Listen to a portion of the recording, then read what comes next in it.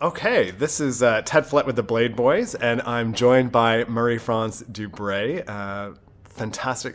Dubreuil Lauzon or Dubreuil? Dubreuil. Dubreuil, okay. I think we're so used to saying Dubreuil Lauzon with the team. So Marie-France, you are here now as an ice dance coach, and recently were honored with an announcement of the induction into the Skate Canada Hall of Fame. Can you tell me about how you feel about that honor? Well, it's an honor, and it was a surprise because we've never been world champions or Olympic champions, so it's not even a thought that crossed my mind that I would be inducted. But it's nice to be recognized for the work you do for so long, and for us to be continuing our work through coaching. It's an honor to receive recognition for what we've done as athletes. Mm-hmm. How does it compare to, winning world medals, multiple Canadian championships? Is it the same sort of feeling or goosebumps as a medal win? Well, no, it's different because a medal win is something, that you've worked hard for, and it's on the moment, so there's adrenaline, there's all of this, but this is a little bit away from our career. Like, we've had time to look back at our career in a more like down to earth situation after it's all done, and to look back and see that we did influence our sport and that we left a little mark, a little bit of our DNA in ice dance. It's flattering. Mm-hmm. Well, I think more than a little bit of a mark. You left a big mark on the sport, and now, of course, you're putting either a small mark or a big mark on the current world champions from France, Papadakis and Cizeron. Mm-hmm. Can you talk about your history with that team and what it has been like coaching that team and their rise to ascent in the last season? Well, we don't have a lot of history with that team because we've been coaching them for barely a year and a half now. Mm-hmm. But I must say, these are kids that are super young, highly talented. They have no limit to what they can do. And the most fascinating thing is that right away they had full confidence in us. There was never a negotiation about anything, not about music, not about style.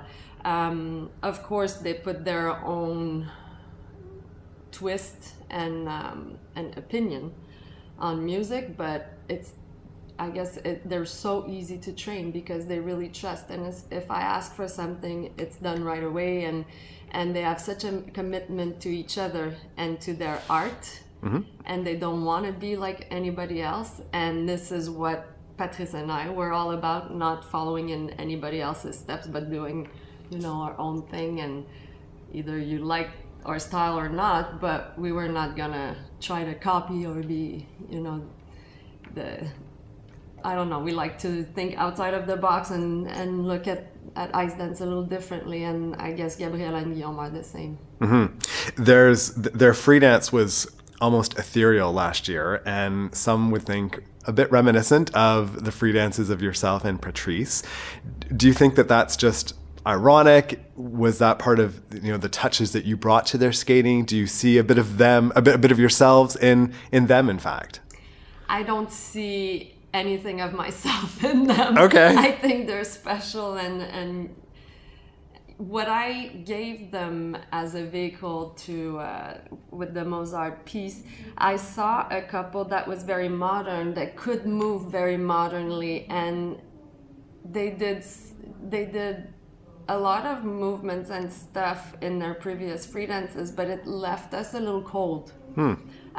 People who would really understand skating, they would see their skating quality, but as the general public or as emotion-wise, it didn't come through. They looked very cold, and of course, they were really young.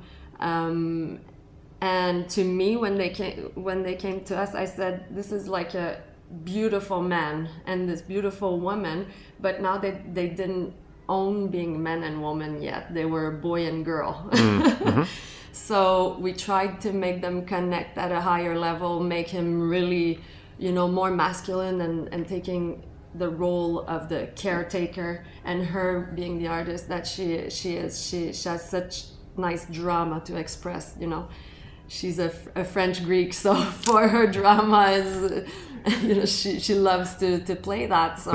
So we played with their qualities, but also made them men and women and really interact together. And I think the magic was there.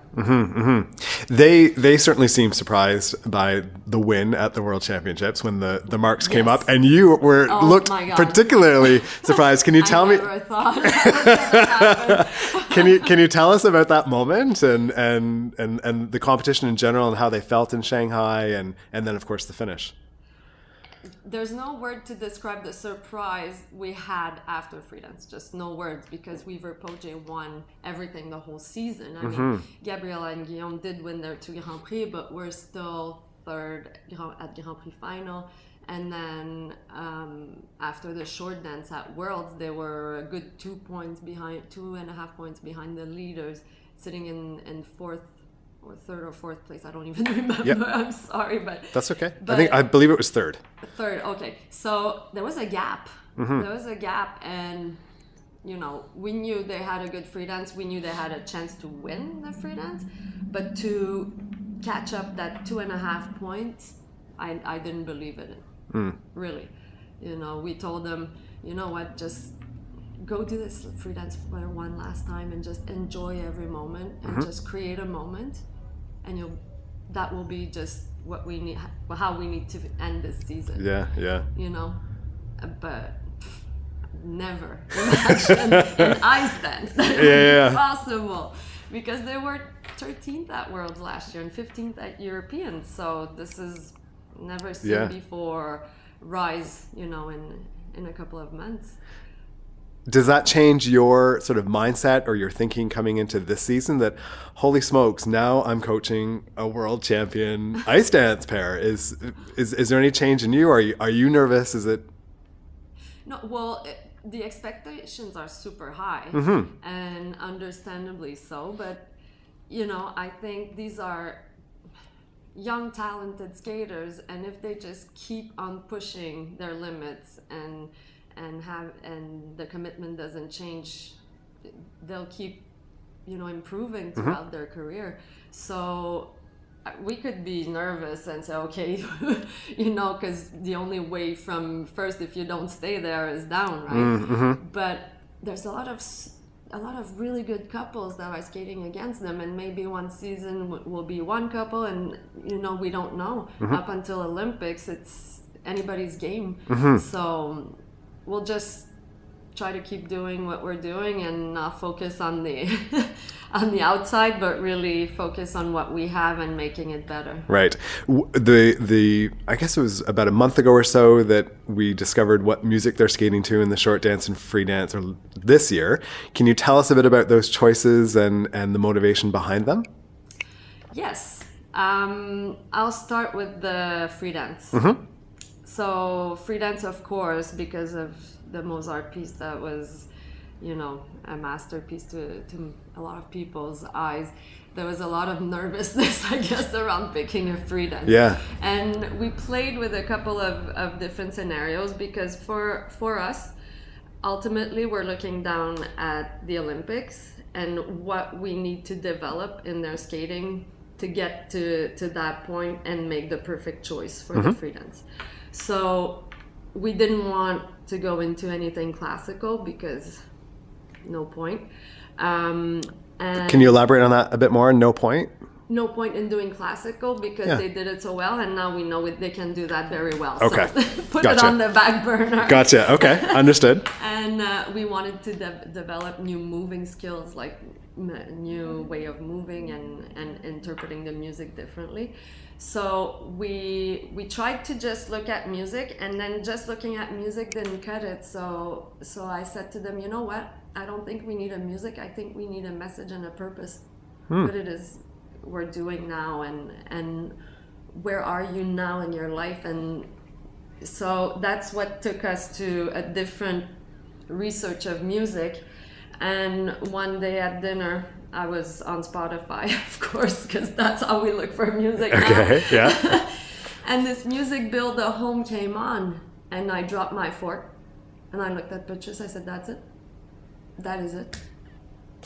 I think the message in that song is perfect for Gabriella and Guillaume, because that's what they're doing. They're building a home for themselves, because they left France, they came to Montreal, they travel all over the world, you know, it's like that. And the only place where they really feel at home and secure, and it's when they're with each other, holding hands, looking in each other's eyes, and this is their home that they built together. So we started to develop the program on that feeling. Okay. And the short dance? And the short dance, we were looking to do a waltz and a march that also has a story, that has a feeling, that has a little bit of romantic, classical feel to it. And we found that, you know, that piece from the movie Edward and Waltz that we thought was perfect for their gestural, you know, for the way they move. And yeah, I'm really excited about both their programs this year. They're very different from the program last year, but I think they need to be challenged. They cannot just do what they're good at. They need to be challenged. They're only 20 years old, so. Right. Well, and I think we as skating fans are pretty excited too. When I first heard the music and listened to it, I got goosebumps. So I can only imagine how they're going to, interpret these pieces. Can you tell me a bit? They were, of course, the headline team entering Trophée Eric Bumpard, where we are now. Of course, Gabriella has suffered a concussion. Can you elaborate a bit on what happened in training and how it's affected them now and where they're at? So she fell at the end of August, and it was not on anything super athletic. It was just on a mohawk. They clipped blades and she fell on her head, and Guillaume fell on top of her, fell on top of her head also. So she had the whiplash of her own fall plus him falling on her head. So it didn't look like a dramatic fall at all, but when she got up, she was walking like this. She started mixing up words. And so we looked at each other, the coaches, and say, okay, there's really a problem. It looked like a minor fall, but maybe you should go home and not train the rest of the day. And she had trouble walking. She's a walk distance from the rink. So Guillaume had to take her home, and that was, I guess, a Thursday or a Friday. And then during the night on the Saturday, she called us, and she called one of the coaches and said, I'm really not feeling good. I think there's something wrong with me. So she was the whole night at the hospital with Guillaume and did all the scans. They didn't find, a fracture or nothing, which we're thankful for. But she wasn't allowed to expose herself to sunlight, to any type of lights, to any brain activity, nothing for at least 1 week or so. So she just stayed in her apartment in the dark and tried to recover quickly. But even after 1 week, she was still walking like this, wobbly. She had to wear sunglasses or hats because her eyes were really sensitive to light, and she was sensitive to noises, and she was a mess. I have to say, she was a mess. But concussions are hard because they're not visible to the eye. So, sure. So and I also had a huge concussion too, actually. And my first one, I had symptoms for 7 years. Oh. 7 years. Every day I had to deal with dizziness, and I had to do vertigo therapy to learn how to keep moving through all those vertigos. So I know how they feel, and I wasn't gonna let her skate if the symptoms were not completely gone. So we found neurologists that really helped her, that she's doing therapy to realign all the different parts of the brain. So she's doing a lot of progress, and she's almost completely cured. We just chose not to take the chance that with flying and fatigue and jet lag and because they would have been here and then 5 days in Montreal, then in HK, then the final, so that was going to be a lot of traveling, and I'm not sure she would have be able to be at her strongest and with all that going on. So it was more precaution because it takes time to heal a concussion. Sure. Is she back on the ice now or not yet? Oh, yes. Yeah, okay. Yeah. They've been training for the past, 3 weeks, I would say. Okay. But she decided, she said, I want to try to do Bompard. So 2 weeks ago, we said, okay, we're putting you on the pre-competition training. So they've been doing runs of their programs and everything. And it's really at the last minute that we talked to the neurologists, Montreal doctors, and made a decision that she could have done Bompard, but the rest of the season, the rest of the Grand Prix season, maybe not, and we chose that it wasn't worth it. Okay. How's their energy? How's their sort of motivation with the concussion and with the injury and dealing with that? Well, there was a sad part. I mean, she was 2 months without training. So Guillaume, almost 2 months, but Guillaume kept training by himself, kept doing, his off-ice training, on-ice training, everything. And since she's back on the ice, I mean, their connection is better than it ever was. I think they developed even a stronger connection to each other and a bigger commitment. Because in adversity, that's what happens. Either it makes a team stronger or it dismantles everything. Right. And and they're back on the ice, and I was talking to Patrice this week, and he says they're working hard with a lot of humor, and they're just pushing through like the champions they are. Oh, that's good to hear, because we're excited to see them back on the ice. Switching gears a little bit, figure skating is such a global sport now, and we see more skaters skating for different countries, in pairs and in ice dance, and coaches as well are not just coaching skaters from their respective country. And Canada has a bit of a history of creating great skaters and then great coaches and choreographers who, for no fault of their own, get themselves into scenarios or align themselves with skaters or start working with skaters who become the chief rival or the competition for a Canadian skater. So I think top of mind, Sandra Bezic, of course, choreographed for Brian Boitano, who is a big rival to Brian Orser in his pursuit of Olympic gold. And then Brian coached Yuna Kim, who was one of Joanie Rochette's biggest rivals, also for Olympic gold. How do you feel as a Canadian coaching the world champions from France, the biggest team, who are a big roadblock to Weaver and Poget hitting the top level and winning the gold at Worlds? Is it something you think about? Is it difficult? How do you reconcile it? Well, when I work every day, I don't really think about that, because I work and I work with the French team, but I don't think, okay, we're gonna go beat the Canadians. That's not that's not my thought. I mean, I'm in this to make ice dance progress and get better. I mean, if I have in my hands Canadians or Spanish or Danish, to me my work doesn't change. I just give my 100% and that's my job. But I think when it comes to a high level, you don't have a lot of choices of who's going to coach you. There's like in freestyle, there's very few coaches that can coach at Brian Orser's level. So there comes a time where the top skaters have to choose a coach that will just push them to the top of the podium, and there's not, like, even in ice dance or freestyle, there's very few choices at that level. Okay. So, but I'm so sorry.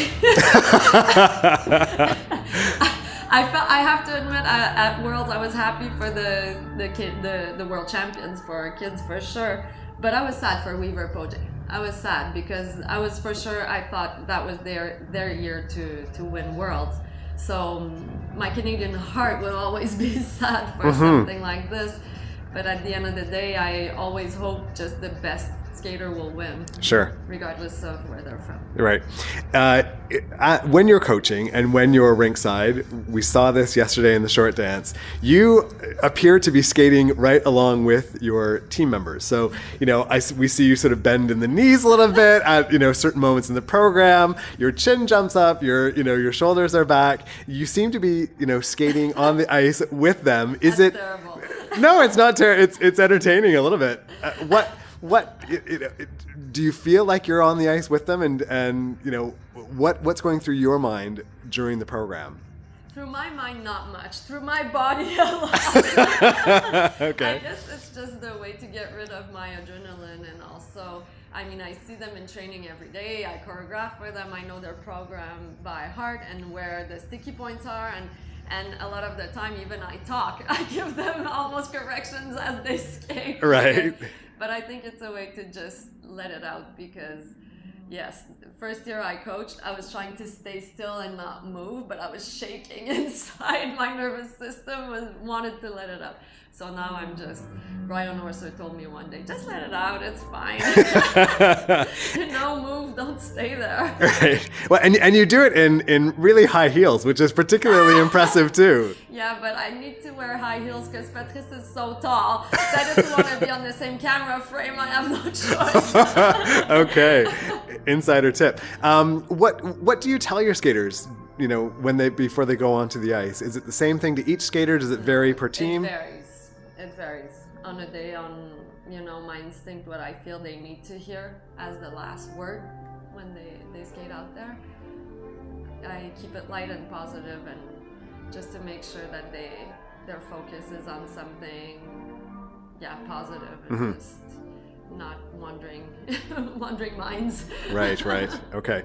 Well, thank you so much for your time today. We're really excited to see you continue to coach and develop really strong teams such as the World Champions. So best of luck to you this season in your coaching of not just Papadakis and Cizeron, but the other teams that you coach, which include the Americans who are here, Hubble and Donahue. Can you tell us a bit about just quickly who are the other teams that you're training right now or coaching? Yes, we have Paul Islam from Canada. We have the Danish, Fournier Baudry Sorensen. Oh God, if I miss somebody, I'm gonna feel terrible. We have Paradis Ouellet that are also Canadian. And we have some juniors that are going to the final. French team of Loriot-Legac, they'll be at the finals as juniors. Okay. And Japanese and other people from Quebec, so busy. Excellent. Well, thank you again for your time and best of luck to you this season. Thank you. Thanks, Marie-France.